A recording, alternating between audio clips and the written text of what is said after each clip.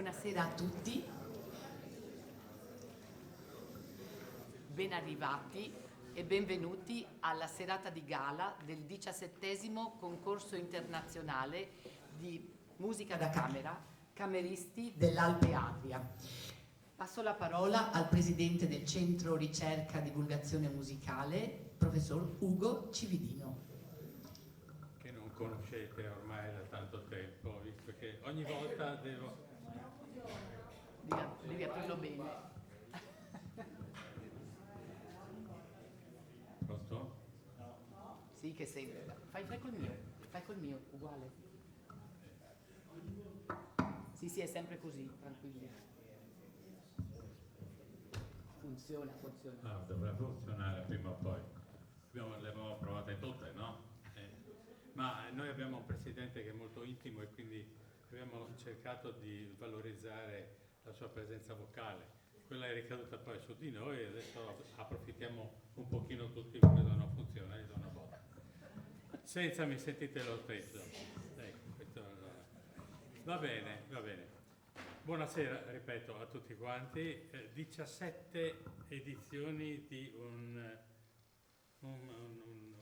concorso. Intanto, concorso, credo che tutti sappiate che cos'è, ma solo che normalmente i concorsi statali, istituzionali, hanno una piega un pochino diversa, no? Hanno altre importanze, altre finalità.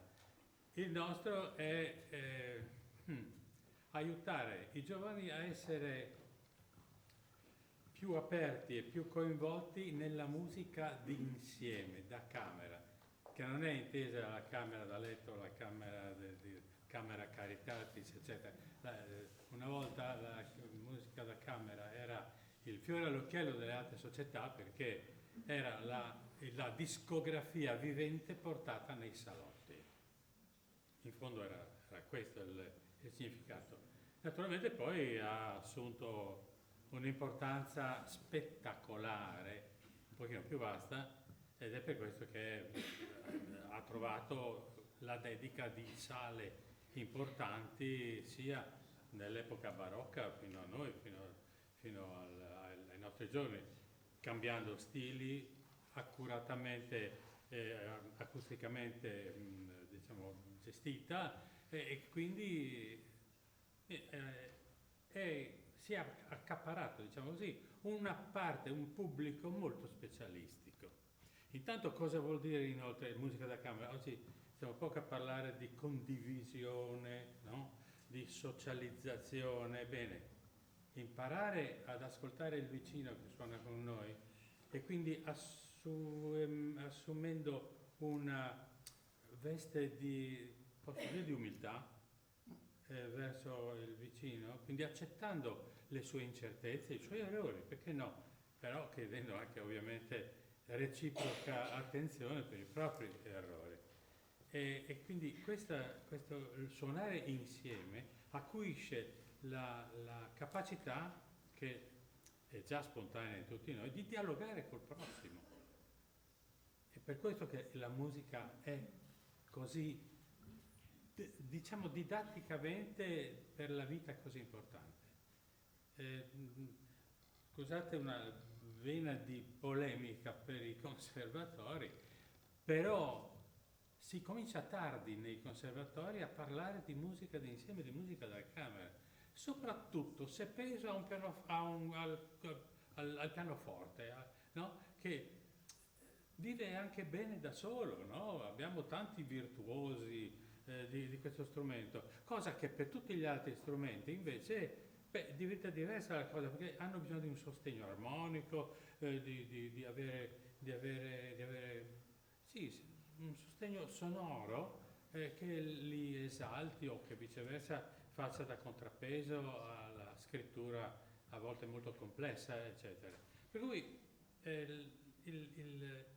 la musica d'insieme è come trovarsi, questo succedeva una volta ma credo anche succeda oggi, trovarsi in famiglia, chiacchierare bene a pranzo, a cena, e qualche volta scattano che cosa? Delle discussioni un pochino più interessanti, più vaste, più importanti, più più costruttive del semplice chiacchierare.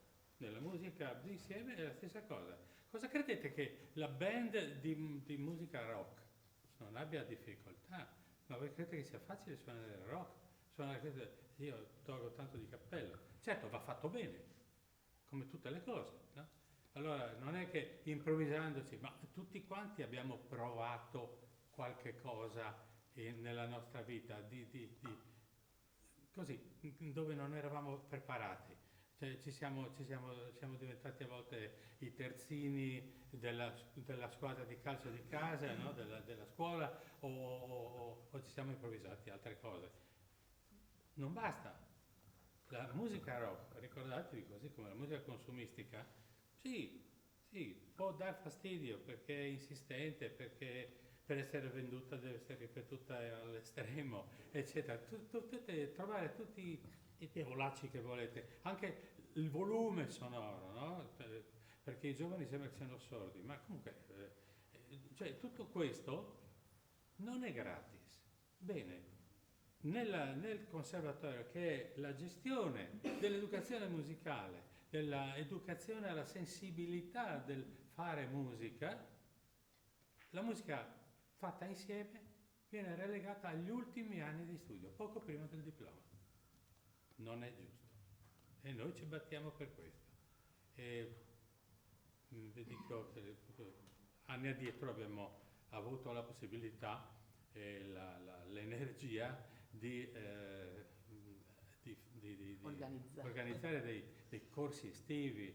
Per chi? Ma per i bambini che possano cominciare a collaborare, ad arrabbiarsi uno l'altro, a protestare, a costruire, no? Perché dalla critica e dalla crisi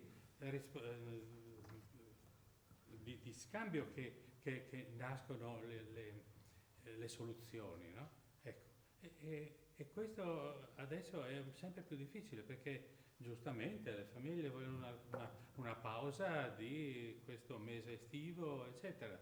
Io auguro sempre che vada tutto bene, però i bambini devono essere nutriti anche dal punto di vista della sensibilità musicale, perché chi sa suonare anche uno strumento, ricordatevi che è capace anche di parlare meglio, perché ascolta la propria voce. Molti di noi non ascoltano la propria voce. Anche a me è capitato di alzarmi la mattina e parlare con mia madre e mi fa, ma come parli? Perché cosa ho detto? No, non è cosa hai detto, è come lo hai detto. Io mi ricordo una mattina veramente che mi ha spiazzato, difatti non so, avevo forse la luna di traverso, ho chiesto scusa, però capite, ecco, la stessa cosa succede qui. Prendere atto del proprio suono, perché ricordatevi che la propria voce è unica, ha un'impronta, l'impronta nostra vocale è come le impronte digitali, è come l'iride degli occhi, è come tutte le cose che abbiamo univoche. Quindi noi qui cerchiamo di dare una mano a che diventi una buona abitudine. E quello che sentirete questa sera è ovviamente una piccola scelta no, non abbiamo le pretese di avere i numeri delle grandi organizzazioni, però la qualità c'è. E mi piacerebbe a posteriori, magari al bar una volta, trovarci fuori e sentire la vostra reazione a posteriori. Qual è stata la reazione così, senza conoscere tante cose, proprio direttamente quello che vi ha fatto scattare una molla particolare. E poi vediamo. Quest'anno il concorso, fra l'altro, si presenta con diverse novità. La prima novità è che dal trio all'ottetto, chi ricorda le sessioni precedenti, era questa la limitazione, da 3 persone fino al massimo di 8. Quest'anno dal duo al decimino ha rappresentato veramente una grandissima novità. E lo sentirete perché uno dei premiati è proprio un duo. Quello che ha fatto anche la grande differenza è che quest'anno in occasione proprio di questo rinnovo della proposta artistica, abbiamo avuto un'idea di estendere l'invito a dei partners che sostengano l'iniziativa e che la possano anche portare nella loro nazione. Questi partner, come vedete, sono proprio internazionali. L'avete nel retro del vostro programma, se l'avete con voi, e veramente c'è una cosa che ci piace tantissimo perché è frutto di collaborazioni del passato, ma abbiamo con noi la Gustav Mahler Privatuniversität für Musik di Klagenfurt, quindi Austria, io direi in inglese, University of Ljubljana della Slovenia, Accademia za glazbu, l'Accademia Ricci di Studi Pianistici Ricci di Udine, cui presidente fa parte della giuria ed è la professoressa Flavia Brunetto, il comune di Maiano, che non solo ci ospita in questa magnifica struttura, ma che quest'anno è diventato proprio nostro partner. Fra l'altro vi voglio anche dire che avremmo voluto ringraziare personalmente il sindaco, la professoressa dottoressa Elisa Giulia De Sabata, ma che in questo momento sta tenendo il consiglio comunale. Ha promesso di venire in fondo al concerto per darci un saluto, speriamo che faccia in tempo. E poi ancora abbiamo ovviamente un partner che ci segue da moltissimi anni ed è il Lions Club International. Io chiamerei veramente sul palco il rappresentante del governatore, il presidente della seconda circoscrizione, il dottor Carlo Brunetti, che così porta il saluto del governatore ma il suo personale. Vieni Carlo.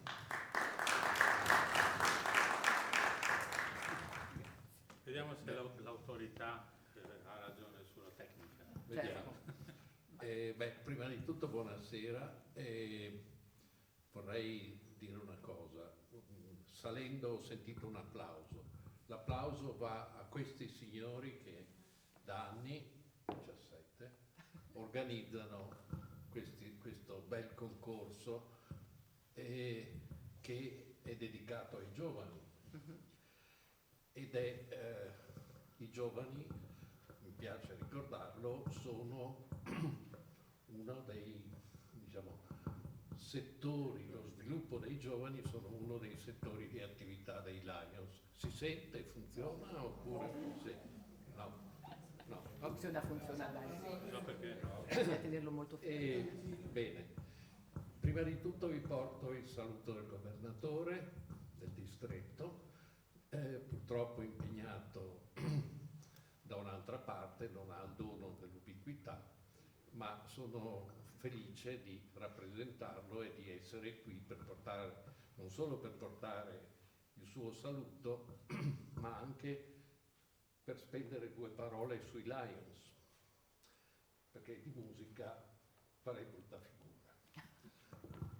E vedete lì sotto un manifesto che ricorda a che cosa è dedicata questa serata, ed è la lotta al morbillo.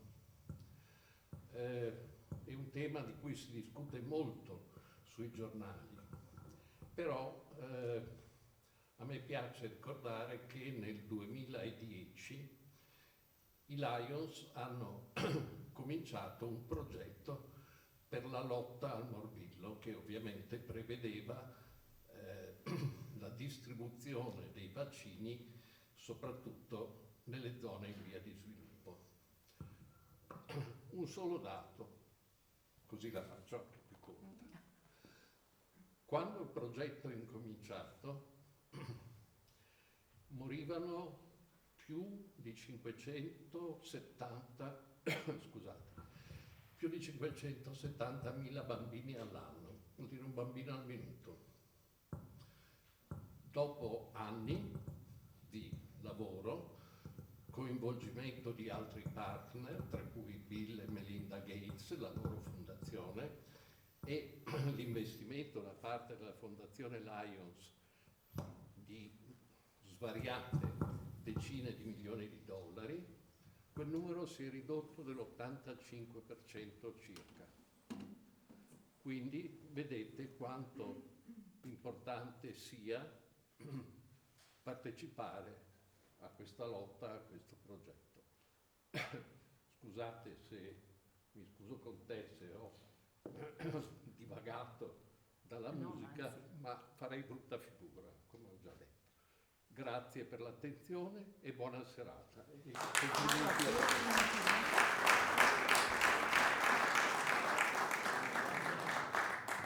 Questo è il nostro personale, grazie, perché tu sei tutti. Grazie, lo intervenuto. porterò a mia moglie. Grazie, Grazie a te. grazie mille. Io sì, anche perché adesso invito il nostro presidente, il dottor Giorgio Beltrame, che necessita di microfono.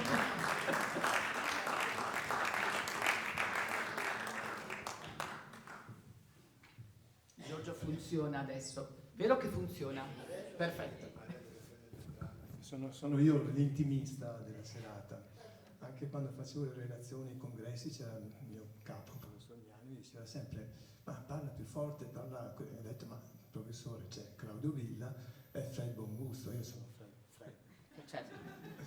Comunque vi porto i saluti del Lions Club San Daniele, che ho l'onore di presiedere quest'anno. Gran parte dei presenti sanno cos'è il Lions, che è una società di volontariato, cui serve il nostro motto, quindi non devo spiegare tantissimo. Per chi c'è stasera, l'obiettivo è raccogliere fondi per un momento nobile.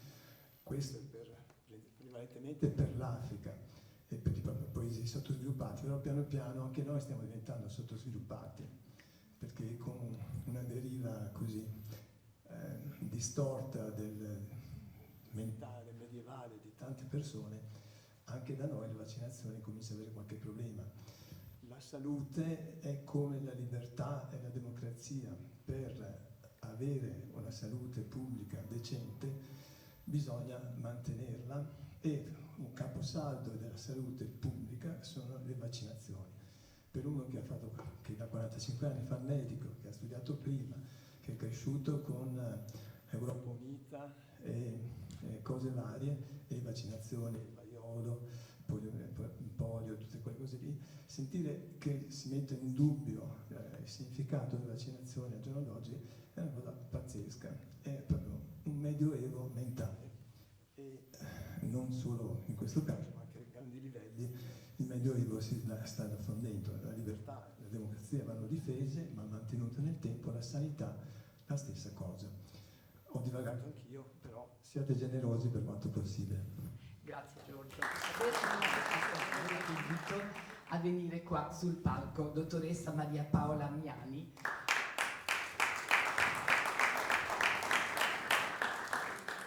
Direttore pediatria dell'ospedale di San Daniele. Grazie dottoressa di essere venuta tra noi. Grazie a voi. Buonasera a tutti, grazie a voi, grazie al Lions di San Daniele, grazie all'amico e collega dottor Roberto Peressutti, grazie a voi al professor Cividino, grazie al dottor Beltrame che ha già comunque detto le cose più importanti rispetto alle vaccinazioni. Sono assolutamente in linea con quello che dicevi. Non so se si sente. Sì.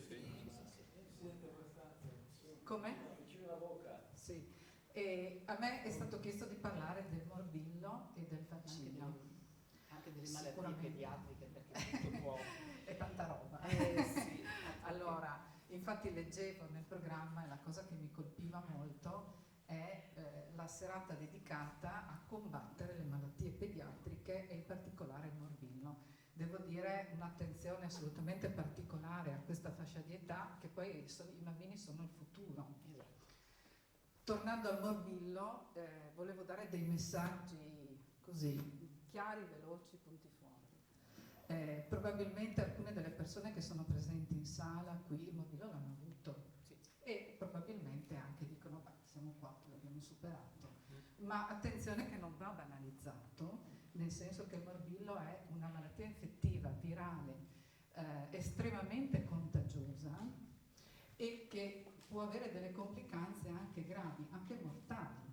Ovviamente, adesso senza fare terrorismo, ma proviamo a pensare a questi paesi in via di sviluppo, all'Africa, visto che in particolare questa raccolta di fondi dedicata all'acquisto di dosi di vaccino per l'Africa, proviamo a pensare anche alle condizioni igieniche e sociosanitarie, a dove sono, cioè proprio anche alle situazioni logistiche, dove ci sono questi villaggi, dove sono, fino a dove bisogna arrivare per portare questo vaccino.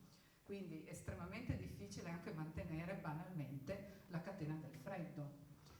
Il vaccino è costituito da un virus vivo attenuato, vuol dire che è il virus del vaccino però reso un po' più debole, proprio per poter sollecitare il sistema immunitario e creare le difese. Solitamente qui da noi è associato ad altri 2 virus, alla rosolia e alla parotite, adesso anche alla varicella, e vengono somministrate 2 dosi per poter avere una copertura vaccinale efficace superiore al 97%. Questo vuol dire fra i 12 e i 13 mesi di vita, e fra i 5 e i 6 anni viene ripetuta questa vaccinazione. Sotto l'anno non è consigliato, però ovviamente nei luoghi in cui le epidemie colpiscono anche i bambini molto piccoli, allora in quel caso si fa anche dai 6 mesi in su. Quindi capiamo che il vaccino è assolutamente efficace e utile. Ritorno al messaggio che ha dato il dottor Beltrame.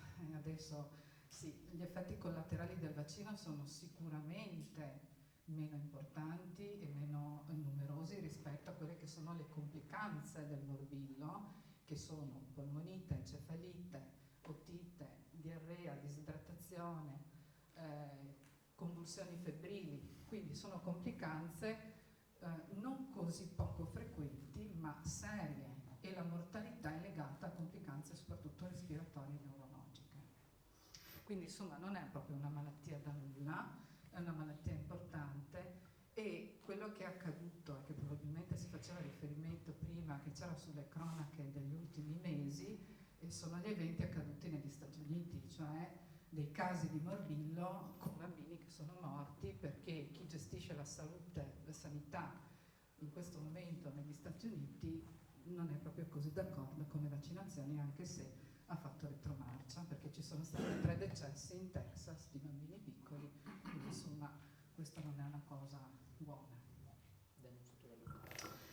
Quindi penso che insomma questa serata che mette insieme l'arte, la musica e anche questo obiettivo di donazione e di raccolta di fondi finalizzato all'acquisto di queste dosi di vaccino è una serata molto importante, e io vi ringrazio da pediatra.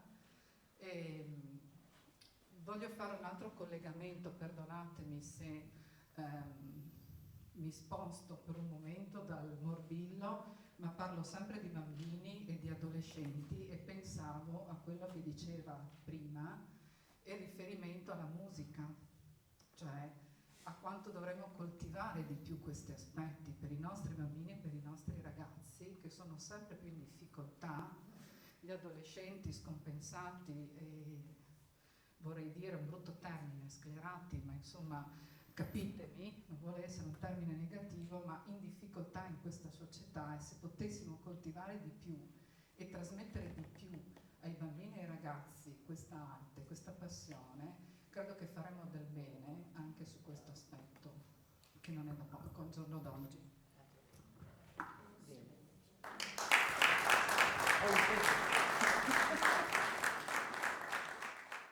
Ma i ringraziamenti continueranno tutta la serata per un sacco di persone. Per esempio, non possiamo dimenticare che chi ci sostiene non sono soltanto le istituzioni, ma anche delle persone che capiscono l'importanza anche di un evento del genere. Quindi ringrazio gli addetti alla sicurezza, esattamente Marina Vacchiani, Giuseppe Persello e Arrigo Lui, che ringraziamo veramente di cuore.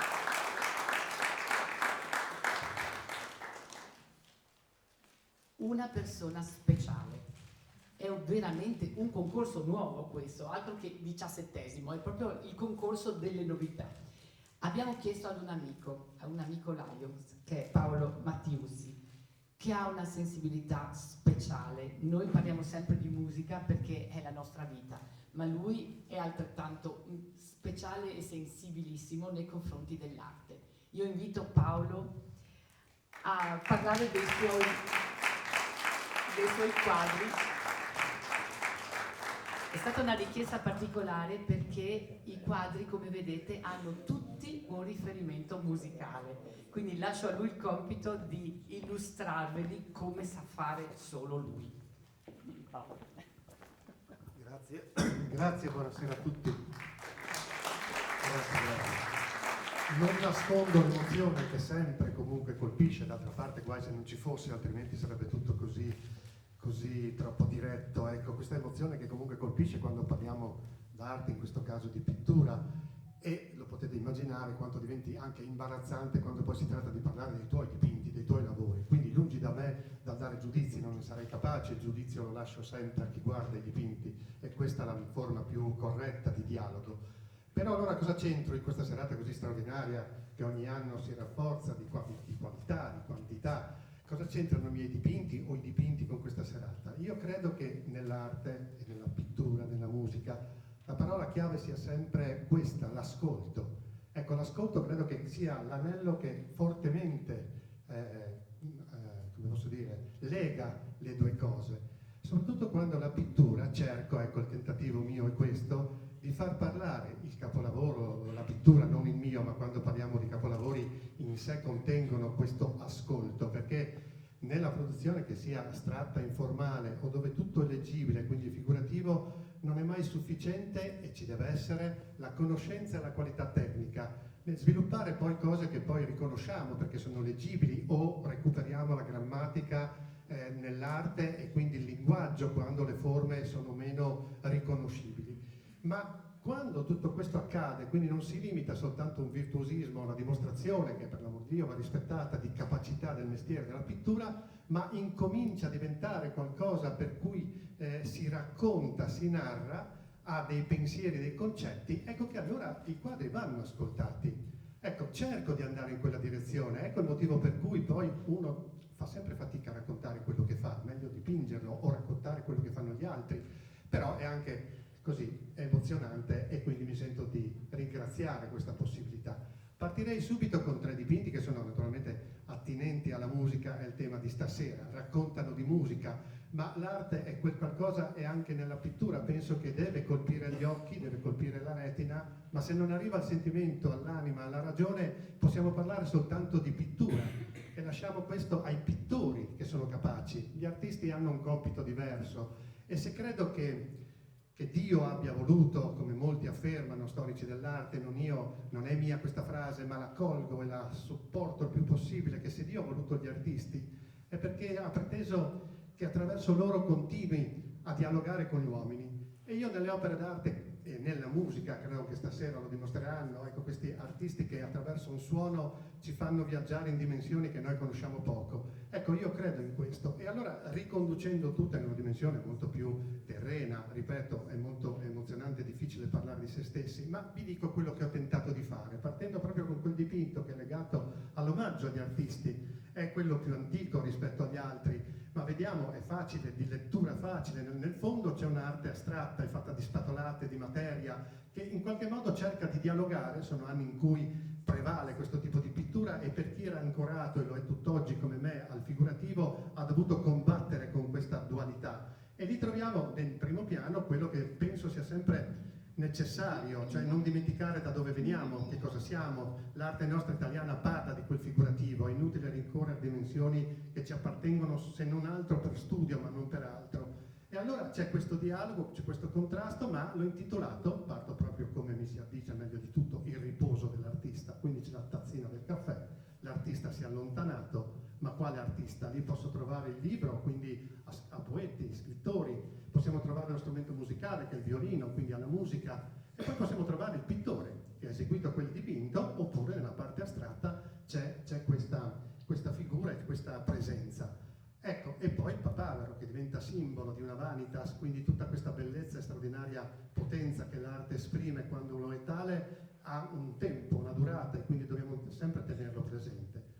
Detto questo vorrei passare agli altri 2 dipinti molto più recenti, credo che sia abbastanza curioso se non altro il primo a sinistra che trovate, di questa giovane donna pianista, e il quadro è nato inizialmente non è che poi noi l'ispirazione ce l'abbiamo, la acquistiamo come pennelli, mi manca l'ispirazione, vanno in negozio e l'acquisto, non funziona così, no? Però abbiamo necessità comunque di dipingere. E spesso può succedere che iniziamo proprio per quel discorso che facevo prima nel affinare una tecnica, quindi si scelgono immagini che si hanno in mente, che sono state rimandate e si incomincia a dipingere, poi man mano che dipingi accade spesso che arriva questa ispirazione e quell'ispirazione lì nasce proprio mentre dipingo quel quadro e leggo un libro su Salvatore Dalì e il surrealismo. L'incontro, la faccio breve, l'incontro con la sua musa e amante Amanda Lear, quando lui nel surrealismo si presenta e dice complimenti signorina, lei ha un bel teschio, che detto così è un complimento abbastanza difficile, no, da percepire. È chiaro che se noi conosciamo il surrealismo e il surrealismo è Salvador Dalì, riusciamo poi a comprendere che è un complimento fatto veramente in pieno stile proprio di sentimento. Ma lui, accorgendosi di aver messo in difficoltà un po' questa giovane musa, completa dicendo: guarda che tu sei bellissima come la malinconia di Dürer. L'avevo già studiata questa stampa, questo disegno, ed è stato straordinario riprenderla per capire perché da lì si fosse scomodato così tanto a recuperare quel senso di malinconia. E andando a vedere quel disegno, che ancora oggi la storia dell'arte non ha saputo decifrare fino in fondo, ma questo è Dürer, la malinconia la trovate nella pittura sempre in quella posa dove chiunque è protagonista e appoggia il mento alla mano, al braccio, e quella è l'indirizzo per dire che si tratta di un quadro che respira malinconia. Lo vedete con Van Gogh, dedicato al dottor Gachet, lo vedete in molti altri artisti, e anche Dürer, quando tratta quel tema, trovate nella sua stampa, lì c'è un particolare molto piccolo, proprio un omaggio a Dürer, di quel foglio, di quel suo disegno, stropicciato, buttato, cade dentro quell'ambiente, proprio a sottolineare la malinconia. Ma andando a fondo a cercare di capire perché la malinconia poi viene utilizzata da Dürer e lo stesso Dalì la coglie, mi accorgo che la malinconia la vediamo e la pensiamo sempre qualcosa di negativo, e lo è, perché comunque è molto vicino a una depressione, soffriamo di quella condizione. In realtà, scavando, qui si illumina l'idea, è proprio quello che hanno individuato gli artisti facendo una bella distinzione tra una depressione per qualcosa, e quindi noi la individuiamo come malinconia, per qualcosa che abbiamo posseduto, e può essere una persona molto cara, un animale, degli affetti, un qualcosa che comunque si ha posseduto, si ha avuto il piacere di stare accanto, che a un certo punto non c'è più. Quella è una struggente malinconia e dolore, proprio dolore fisico. Questi artisti dicono: guardate che la malinconia artistica è qualcosa di straordinario, perché se pensate bene è quella che ha dato ispirazione ai maggiori artisti, però la differenza sta che quella malinconia utilizzata dagli artisti la dobbiamo pensare a qualcosa che abbiamo sempre desiderato, ma non siamo mai stati capaci di raggiungerlo, il destino non ce l'ha fatto raggiungere, c'è qualcosa che ci manca, che non abbiamo vissuto neanche un secondo per tutto quello che forse è diventato un motivo della nostra vita, no? E sappiamo romanzi come si sono poi spenti in quella direzione. Ecco, allora quest'idea mi è piaciuta finirla, completarla con questa melodia, con questo suono, quando questa ragazza ci guarda, va oltre il dipinto, con uno sguardo di malinconia, anche struggente se volete, se mi permettete, proprio nella sofferenza di non essere mai riuscita a ottenere quello che è stato sempre il suo desiderio. Qual è il suo desiderio? Ognuno di voi che guarda quel dipinto, se riconosce quell'emozione, fa sua quell'immagine, e quella maschera in basso a significare che tutto questo accade nel momento in cui questa giovane donna, come è l'augurio per tutti, abbandona quella che spesso è la maschera, la forma, no? È tutto quello che dobbiamo recitare in una quotidianità.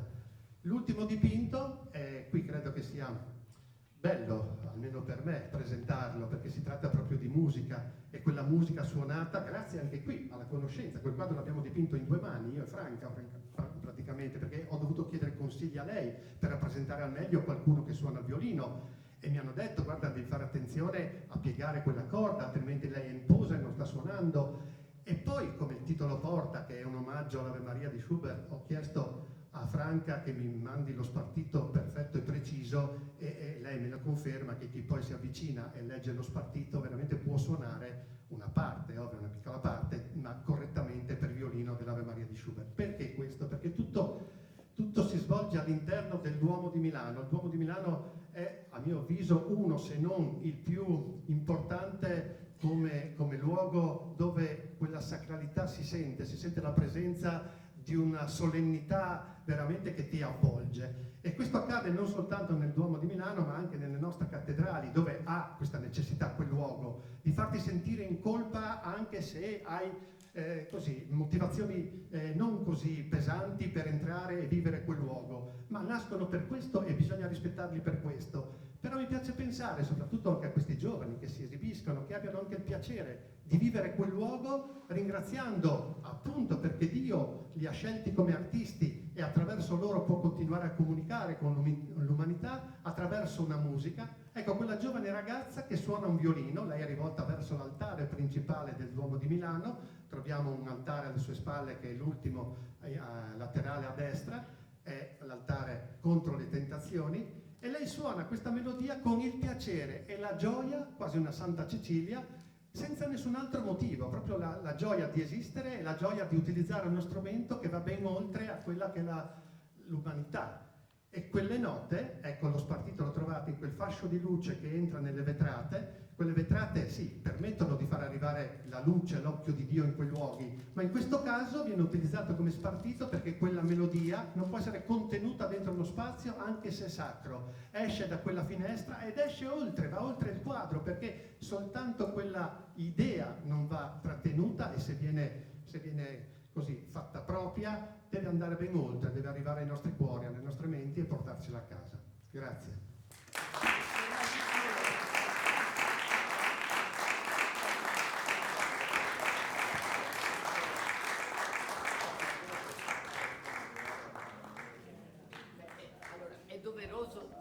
È doveroso un grazie. Prima di arrivare veramente a questa pausa, il ringraziamento che devo fare ancora è a chi ha permesso adesso proprio la consegna dei premi ai vincitori.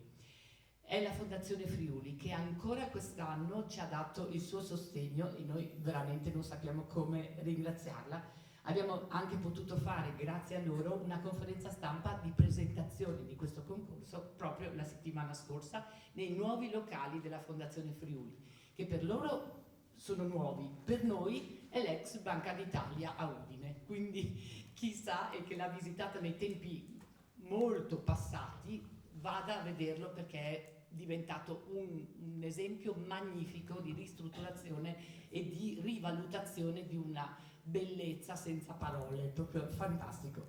Adesso è il momento di chiamare chi ha permesso la consegna poi di questi diplomi, chi ha deciso chi prenderà il premio a questo concorso. Quindi devo convocare qui sul palco tutta la giuria. Presidente Giuliano Medeossi, direttore d'orchestra e ormai il nostro storico presidente della commissione della giuria. Prego. La professoressa dottoressa Flavia Brunetto, come dicevo prima, presidente dell'Accademia di Studi Pianistici Antonio Ricci, nostra partner. Il professor Jakob Gluckmann Bernau, vice rettore della Gustav Mahler Privatuniversität di Klagenfurt, che è già stato nostro ospite. Il professor Neitz Mikolic, docente di musica da camera presso l'Università di Lubiana. E il nostro carissimo professor Elfried Pfister, che da quando noi abbiamo avviato non solo il 17° concorso, il 18° dicevo per l'anno prossimo, ma l'anno prossimo festeggeremo 50 anni dalla fondazione del Centro Ricerca e Divulgazione Musicale. Il professor Pfister è con noi da quella volta, quindi non vi dico qual è l'amicizia.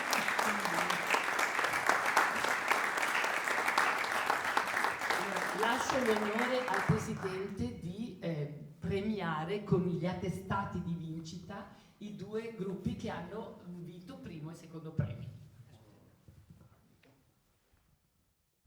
Innanzitutto il secondo premio è stato attribuito al quartetto, vedete, String Quartet C'est la vie di Lubiana.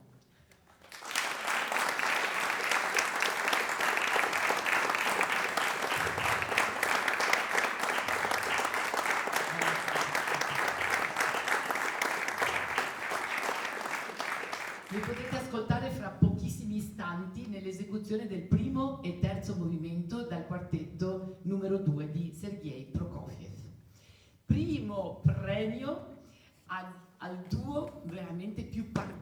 che io abbia mai ascoltato, Michelangelo Ghedin e Teresa Gasparini, duo Confluence.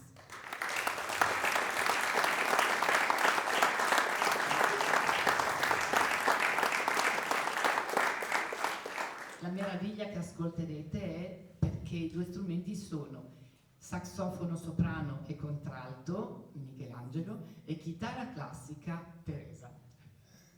Quindi fantastico. Adesso lascio la parola a Giuliano per almeno un commento.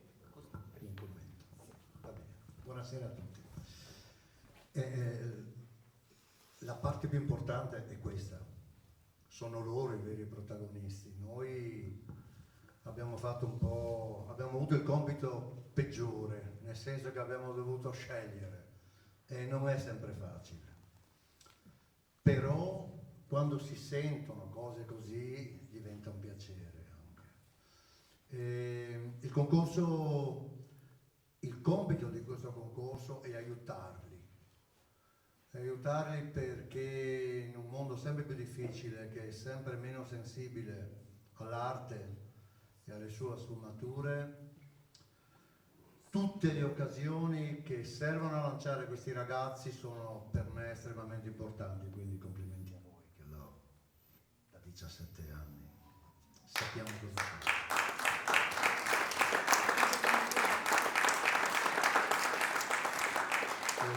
L'occasione anche per ringraziare gli altri componenti della giuria che abbiamo lavorato benissimo assieme ed è stato concorde la scelta e l'ascolto ed è stato l'ambiente serenissimo.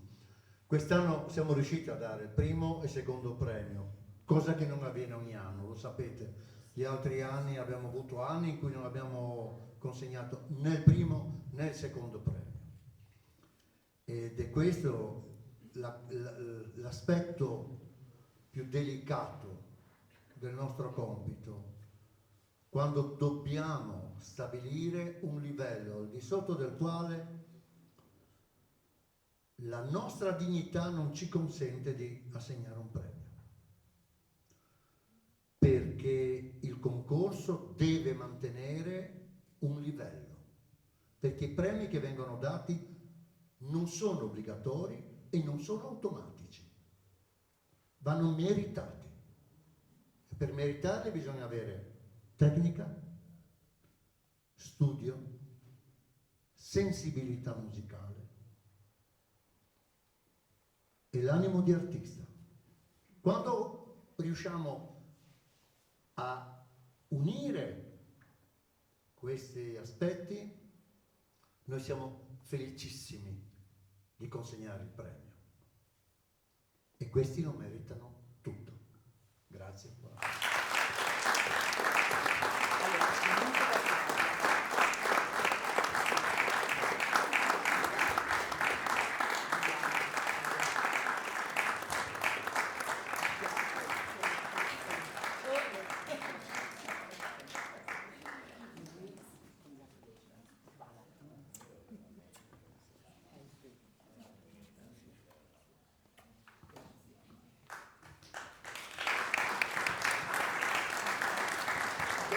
Concedete veramente 5 minuti voi per poter arrivare alla famosa raccolta fondi, ma ai ragazzi per prepararsi per l'esecuzione. Grazie a tutti e buon proseguimento.